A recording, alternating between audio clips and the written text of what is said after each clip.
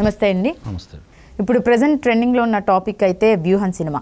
అది ఆర్జీవి తీసింది. ఆర్జీవి అనగానే అందరికీ ఆ సినిమా ఎలా ఉంటుందనేది ఒక ఐడియా అయితే ఉంటుంది.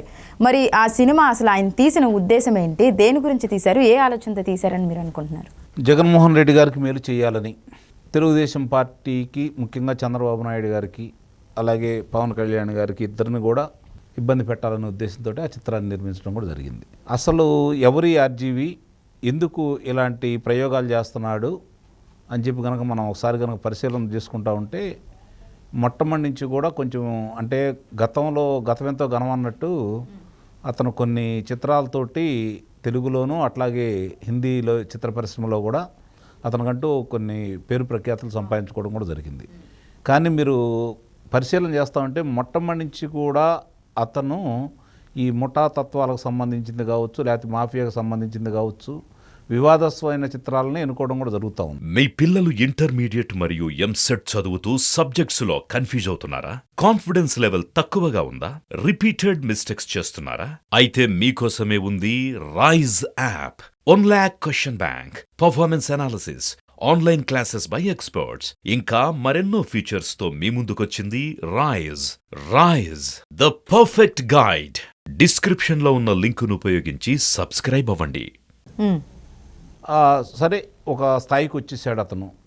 రంగీలా లాంటి చిత్రాలు కొన్ని తీసి ఒక స్థాయికి వచ్చేసాడు. చిత్ర పరిశ్రమ యావత్తు కూడా, జాతీయ చిత్ర పరిశ్రమలో కూడా అతనికంటూ గుర్తింపు తెచ్చుకున్నమాట మాత్రం వాస్తవమే, కాదనలేని విషయం అది. ఇవన్నీ చూసుకున్న తర్వాత అతని ప్రస్థానం కొనసాగించే సమయంలోంచి అతనికి మసబారటం మొదలుపెట్టేసింది. అంటే ఎన్నిసార్లు అని చూస్తారు ఇట్లాంటివి తీస్తూ ఉంటే, పదే అలాంటివి తీసేటప్పుడు జనానికి కూడా ఇసుగు పుట్టింది. అతని చిత్రాలకు ఆదరణ కరువైంది. ఈ పరిస్థితుల్లో అతని చిత్రాల్లో నటించడానికి కథానాయకులు కానీ ఎవరు ముందుకు రావట్లా. ఆ సమయంలో అతను తన ప్రస్థానాన్ని ప్రజలందరి దగ్గర గుర్తింపు మళ్ళీ తిరిగి పొందడం కోసం వివాదాస్పదమైన చిత్రాలు నిర్మించుకుంటూ వ్యక్తిగత కొంతమంది, ఎందుకంటే రక్త చరిత్ర లాంటి చిత్రాలు, అలాగే మన కొండా మురళి గారు లాంటి చిత్రాలు, లక్ష్మీ ఎన్టీఆర్ గారి చిత్రాలు, ఇట్లాంటివన్నీ తీసుకురావడం మొదలుపెట్టేశాడు అతను. అలాగే దానికంటే కూడా ఘోరమైనటువంటి కొన్ని చిత్రాలు నిర్మించడం కూడా జరిగింది. అతను ఆడపిల్లల మీద అతను ప్రవర్తించిన తీరు, మరి వాళ్ళ మీద నగ్నం అనే చిత్రాలు, ఇట్లా కొన్ని చిత్రాలు నిర్మించిన దాన్ని చూసుకుంటూ ఉంటే అతను ఏ పతనావస్థకి వెళ్ళాడో అర్థమైపోతూనే ఉంది. అట్లానే అతను మాట్లాడే విధానం, అట్లా ప్రవర్తిస్తున్న విధానం, నేను ఇట్లానే ఉంటాను, పొద్దున్నే లేచిన కాడి నుంచి నేను మందు తాగుతాను, అమ్మాయిలతోటి ఇలా ఉంటాను, ఇలా రకరకాలుగా చేసుకుంటూ, దానికి తోడు కొన్ని పత్రికలు కావచ్చు, ప్రసార మాధ్యమాలు కావచ్చు అతనికి అంతులేని ప్రజాదరణ ఇచ్చిన మాట కూడా వాస్తవమే. అతని గురించి ఎవరు పట్టించుకోకపోతే ఇంత గొడవ ఉండేదేమో కాదేమో. దాన్ని వీళ్ళు కూడా ప్రచారం చేయటం వల్ల అతనికి అయాచితంగా ఇవన్నీ తోడవుతూ ఉన్నాయి. దాన్ని దృష్టిలో పెట్టుకున్న దానికి అసలు ఇప్పుడు తెలుగుదేశం పార్టీ మీద అతను ఎందుకు వ్యతిరేకకు వచ్చాడు అనే దానికి నేను 2 విషయాలు మీకు చెప్తాను.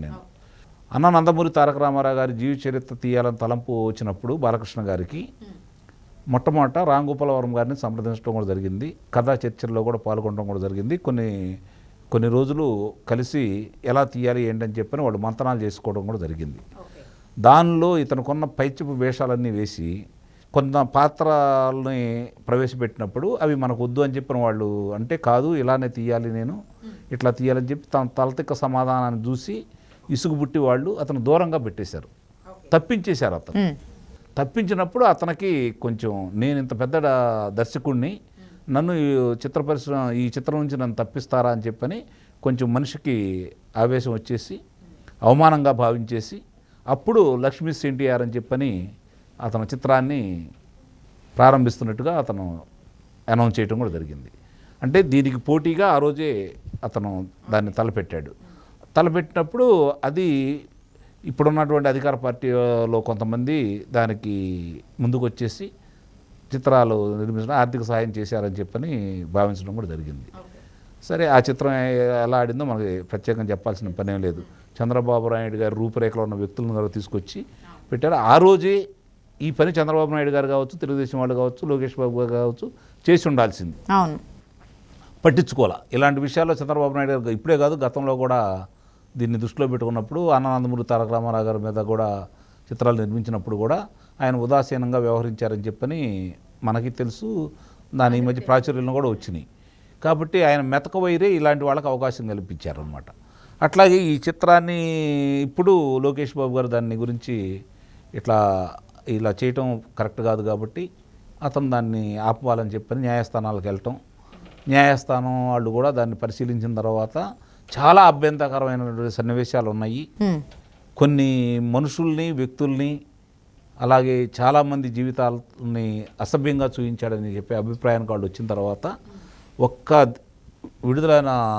ఎక్కడా విడుదల కాకుండా ఎలాంటి ఇప్పుడు ఓటీటీలో కావచ్చు, లేకపోతే డిజిటల్లో కావచ్చు, ఏ ప్లాట్ఫామ్ మీద కూడా దాన్ని విడుదల చేయకుండా, అట్లీస్ట్ సోషల్ మీడియాలో ఎక్కడ కూడా దాని గురించి విడుదల చేయకూడదని చెప్పని వాళ్ళు తీర్పు ఇవ్వడం కూడా జరిగింది. ఓకే, అసలు ఆ సినిమా తీయడానికి ఆయనకు వచ్చే ప్రయోజనం ఏంటంటారు ఆ సినిమా వల్ల? అదేనండి, చంద్రబాబు నాయుడు గారి మీద కోపం, అలాగే ఇట్లా నన్ను తప్పించారనే అహంకారం అతనికి ఉండబట్టి, గొప్ప దర్శకుడు అనే అహంకారంతో ప్రవర్తిస్తున్న విధానంతో అతనికి ఎదురు దెబ్బ తగిలిందని భావించి ప్రతీకారం తీర్చుకోవాలనే ఉద్దేశంతో అతను ఈ ప్రయత్నం చేశాడని చెప్పని మనకు అర్థమైపోతూ ఉంది.